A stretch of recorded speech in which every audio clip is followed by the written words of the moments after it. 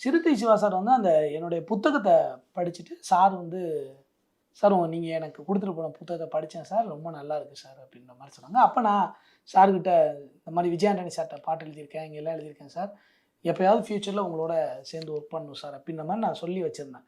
அப்போ வந்து சார் வந்து படித்து பார்த்துட்டு என்னை கூப்பிட்ட உடனே இந்த படத்தில் ஒரு பாட்டு எழுதுறீங்களான்னு கேட்டார். எனக்குன்னா ஷாக் ஆகிடுச்சு. என்ன சார், சார் நிஜமாகவே சொல்கிறீங்களா சார்? இப்படியே கேட்டேன். சார் நிஜமாகவே சொல்கிறீங்களா சார்? நிஜமாக தான் சார் சொல்கிறேன், உங்கள்கிட்ட திறமை இருக்குது, நான் யூஸ் பண்ணுறேன், அவ்வளோதானே. இது வந்து அஜித் சார் நடிக்கிறாங்க சார், தெரியாமல் இருக்குமா சார், என்ன சார் புதுசாக அப்டேட்டாக கொடுக்குறீங்க, அஜித் சார் நடிக்கிறாங்க, நம்ம தேனி தான் சார் கதைக்களம் பின்னர்.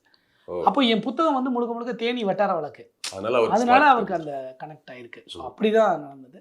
அப்போ வந்து என்ன சொன்னேன்னா, இந்த மாதிரி ஒரு சாங் பண்ணுங்க, இந்த மாதிரி சுச்சுவேஷனு நம்ம ரஜினி சார் படத்துலலாம் மாத்தாடு மாத்தாடு மல்லிகைலாம் வரும், அது மாதிரி எல்லாரும் சேர்ந்து பாட போகிறாங்க.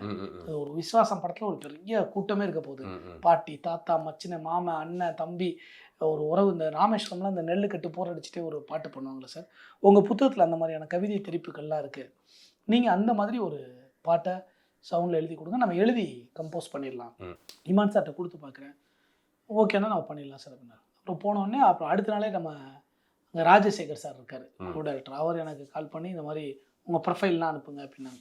அப்போ என்ன தான் நம்ம என்னாலும் ஒரு படம் தானே எழுதியிருக்கோம், அண்ணாதுரை முடிச்சு காலி பண்ணியிருக்கோம், சண்டைக்கோழி 2 எழுதிட்டு இருக்கோம், சண்டைக்கோழி 2 ரிலீஸ் ஆகல 2010.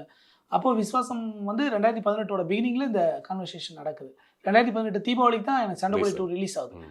ஸோ அப்போது மாதிரி சொல்கிறார் சிவா சார் வந்து, சார் கவிதைலாம் நல்லா இருக்கீங்க, ஆனால் பாட்டுமே உங்கள் இந்த பாட்டெலாம் ப்ரொஃபைல் கேட்குறாங்க. அப்போ இந்த மாதிரி தங்கமா வைரமா ஜிஎஸ்டி நம்ம தான் ஒரு படத்தில் எல்லா பாட்டிலும் இருக்கோம்ல, ஓடாதே ஓடாதே அதெல்லாம் போட்டு அனுப்பி சார்கிட்ட இது கொடுத்து இந்த மாதிரி இதெல்லாம் பண்ணி அனுப்பிட்டேன். அனுப்பிச்சோடனே அவர் வந்து என்னென்னா, இமான் சார்கிட்ட வந்து சார் இந்த பையனுக்கு ஒரு பாட்டு கொடுங்கன்னு சொன்னாலே இமான் சார் கொடுத்துருவார். இமான் சார் அவ்வளோ தங்கமான மனுஷன்.